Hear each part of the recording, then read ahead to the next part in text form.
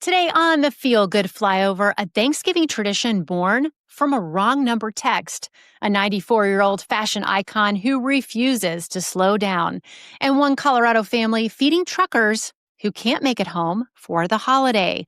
Plus, our podcast extra takes you to a Kentucky horse farm where men in early recovery are finding hope, purpose, and a 1,000-pound reason to start again. That story and more all starting right now. It's Friday, November 21st, and this is the Feel Good Flyover.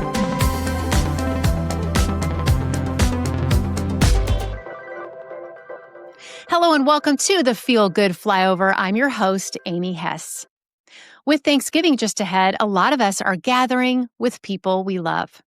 And for a lot of friends and families, the holiday table holds a mix of joy, history, and long-standing traditions. But it's also true that the holidays can bring challenges. One of those challenges could be addiction for yourself or someone you care about. More than 40 million Americans say substance abuse has touched their lives in a personal way. In our podcast extra, we're going to see how one recovery program is giving people a second chance and a brand new beginning.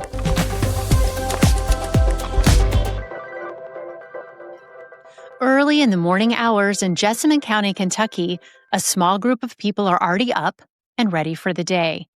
They meet inside a farmhouse at Tailor-Made Farm. Set in the heart of Kentucky's horse country, Tailor-Made is a world-renowned leader in thoroughbred sales and boarding, and home to some of racing's biggest names. Inside that farmhouse, they bow their heads in prayer, starting their day in recovery on one of the most respected horse farms in the world. It's an unlikely partnership that almost didn't happen. When the idea of bringing people in early recovery onto a high-value horse farm was first raised, the Taylor brothers, who own Tailor-Made, hesitated. There were real risks. The horses here are thoroughbreds. But Frank Taylor, who's in recovery himself, reminded his family of their mission statement, to run the business with Christian values at the center.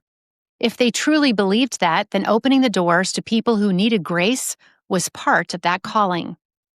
They agreed to a 90-day trial. That trial became Stable Recovery, a year-long residential program rooted in the 12 steps and completely free for participants. The first 90 days are spent in the School of Horsemanship, learning to care for the same horses that have made Tailor-Made a global name. And on day 91, graduates step into paid work in the industry, filling a labor shortage while gaining purpose and stability. Christian counselor who leads the program says something powerful happens when someone who's been disappointed by people their whole life steps into a stall with a 1,000-pound horse.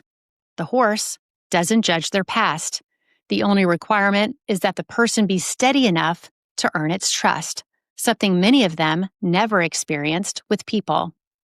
I sat down with Christian to talk about how this unlikely partnership is turning early mornings on a Kentucky horse farm into a place of second chances. Here's our conversation. Thanks for joining us today, Christian. You've been open about your own journey in recovery. Can you share a little bit about how it led you to start Stable Recovery? Sure. I spent the majority of my adult life destroying myself with drugs and alcohol. I spent some time in the military. When I got home, began drinking, and then ended up as an underground coal miner here in Kentucky, where I was introduced to opiates. It took about a decade for the wheels to fall completely off, but by the end of it, I had lost my wife, I had lost my kids, and I had ended up completely homeless. So it was time to do something different. And in my several attempts at trying to get sober, I kept running into barriers and things that made it difficult for me to accomplish what I wanted to accomplish. So it should not be difficult to help yourself. And unfortunately, a lot of the barriers we have in place in Kentucky and also the United States can make it really difficult for someone to make that change. And so I wanted to remove those barriers, and through some very good people in my life and a lot of hard work, we've been able to do that and start Stable Recovery. Was there a turning point when you realized there had to be a better way to help people in recovery? Yeah, I had several turning points. A big part of getting sober is purpose. And I was lucky enough to find an opportunity in the horse industry. They were willing to give people a chance, a second chance. And I just kind of, dug my heels in and went all in with that. And it has turned out to be incredible. This purpose that the horse provides, these meaningful jobs that our people are able to get, it makes a real difference in sustaining recovery. For someone who's never heard of stable recovery, can you walk us through how it works and really what makes it different from other programs? Sure. Stable Recovery is a long-term transitional living program for men and women in the early stages of addiction or alcoholism recovery. We emphasize equine training and equine employment, which means we utilize, the fact that we're in the thoroughbred capital of the world to help place people in meaningful jobs. So we have something that's called the School of Horsemanship. Your first 90 days that you spend with us at Stable Recovery, you're learning basic horsemanship skills. And then on day 91, and something we're very proud of, is 100% of our School of Horsemanship graduates have gotten a job in the horse industry, which is an unheard of statistic. We're able to provide this meaningful job that seems to just kind of help these individuals improve upon their recovery and strengthen their faith. So it's been kind of the perfect blend. What is it about working with horses that really makes a difference in the recovery process? We get folks at their lowest point, like they have never been to a lower point than the day they show up at Stable Recovery. And within days of being in a barn and around a thoroughbred, these folks are laughing and they're smiling and they're interacting with their peers, and they're slowly being put back together. And so it's an incredible thing to witness. We're working with the University of Kentucky right now to kind of find out what the science behind it is, but we think it has something to do with the prefrontal cortex. And I think animals in general, not just horses, but being around animals, there's healing properties to that. So we just happen to pick horses, and it turns out that it's working out pretty well. Well, you've had some powerful outcomes with that already. What's one story or result that really stands out to you? Well, we've had several, but really one that means a lot to me. He was one of the very first guys we got. His name is Josh Franks. He had just gotten out of prison. He had done 10 years for methamphetamine charge, completely homeless, completely broken, had never touched a horse before. He ends up at Stable Recovery and found purpose and found meaning in waking up every day and taking care of these animals. And he kind of took off from the very start. He is now a division manager out here at TaylorMade Farm, who is the largest consignor of thoroughbreds in the world. And, that comes with a really nice house on the farm. It comes with a truck. He is starting a family.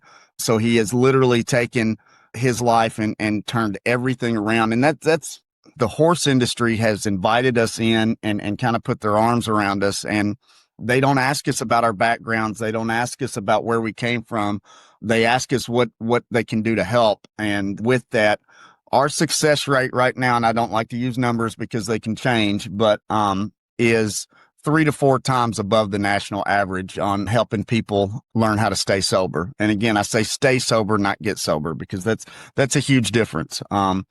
Treatment in America, we've been doing it the same way for the past 30 years, and it's obviously not working because addiction rates continue to rise, overdose continues to rise. We have to change something. And what we think we found here at Stable Recovery, with the purpose and the meaning of a good job and then total support of that individual, we think this is what's going to change that dynamic and hopefully help reduce this generational poverty and this generational addiction that we run into in this state. Do you see people coming from a lot of other states or even other countries, or how far does your reach go?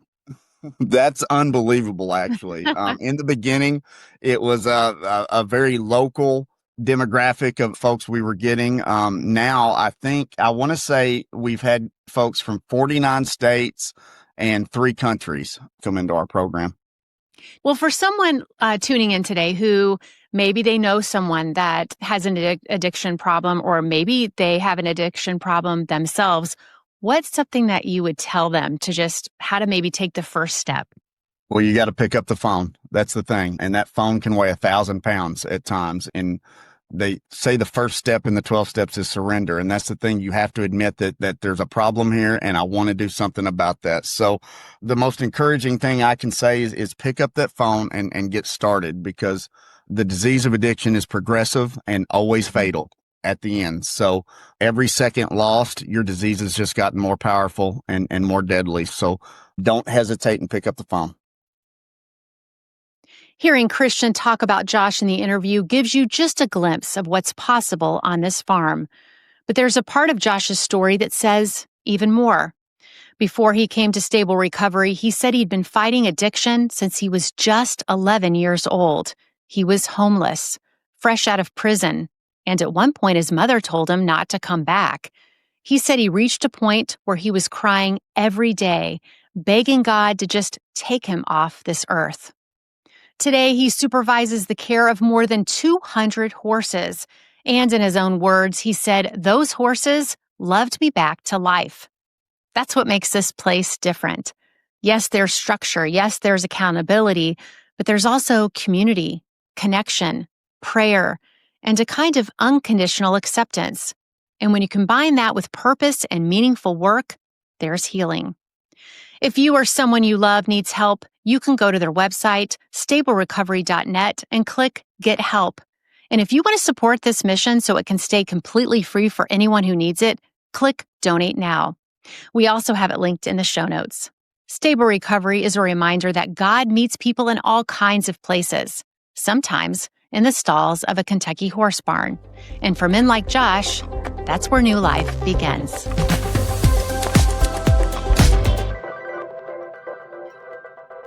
Here are the top good news stories of the week, moments that'll lift your spirits and remind you there's still plenty of good out there. First up, a reminder that traditions can start in the most unexpected ways. You may remember this heartwarming story. A wrong number text in 2016 led Arizona teen Jamal Hinton to Thanksgiving dinner with Wanda Dench, a stranger who thought she was inviting her grandson. Instead of just brushing off the mistake, Wanda welcomed him in with a grandmother's heart and a home-cooked meal, and the sweet interaction went viral. They've shared Thanksgiving ever since. 10 years later, their unlikely friendship is still going strong, a reminder of kindness, connection, and saying yes to the unexpected. This year, Green Giant is hosting their dinner to mark the milestone and its own 100th anniversary. Want to follow their story? We've got their social media accounts linked in the show notes. Next, a woman proving that grace, age, and beauty don't have an expiration date. Carmen Dolores Fiche landed her first Vogue cover in 1946 at just 15 years old. Today, at 94, she's still modeling and is now the subject of a new photo book by longtime collaborator Fadil Bayrashah. Despite working in the industry for 70-plus years and with legends like Salvador Dali and Irving Penn, Carmen says it wasn't until she started working with Fadil that she finally felt fully seen and accepted. Gray hair, wrinkles, and all. We've got the book linked in the show notes. And finally, the Roy family from Grand Junction, Colorado is cooking up more than turkeys this year. They're serving gratitude to truckers spending Thanksgiving on the road. With the family's dad hauling freight over the holiday, Mom Candy and their kids are bringing home-cooked meals to drivers at their local Love's truck stop. They plan to serve 200 full Thanksgiving dinners, turkey, stuffing, pie, and all, plus handwritten thank you notes. A GoFundMe, which we have linked in the show notes, is helping cover costs, and support keeps rolling in. The Roys say it's their way of thanking the folks who keep store shelves stocked and supply chains running.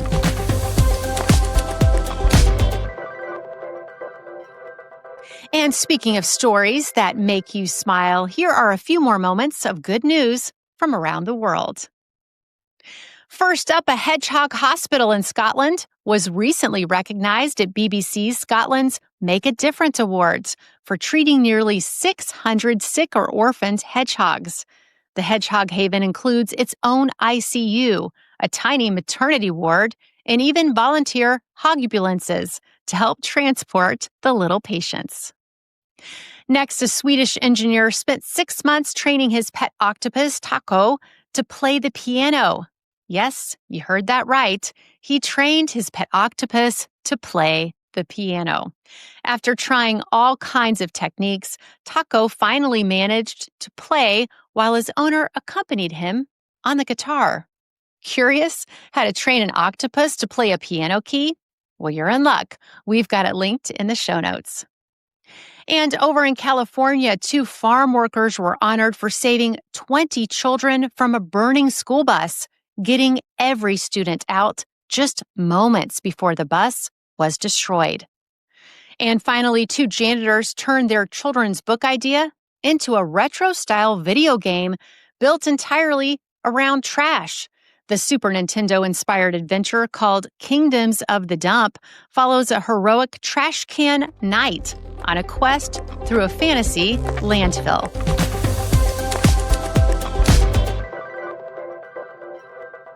It's time for Amy's Altitude Check, where we let the good really lift our perspective. Thanksgiving is almost here, and the holidays always stir up gratitude and tradition. But they've also reminded me how much room we need to leave for new beginnings. They don't have to start big. Most of the time, they start small. A wrong number text answered with kindness.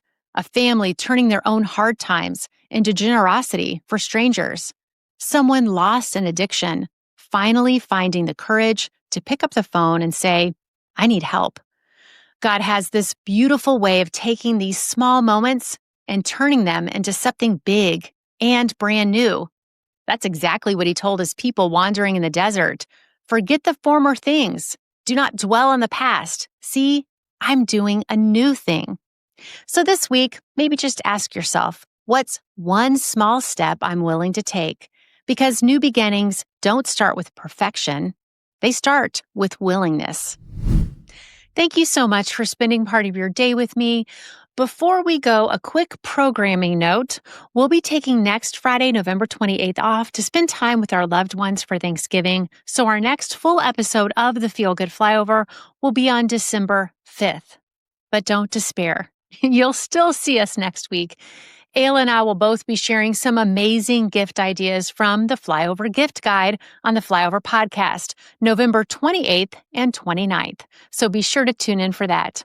Wishing you and your family a warm, joy-filled Thanksgiving, and be sure to always look for the good.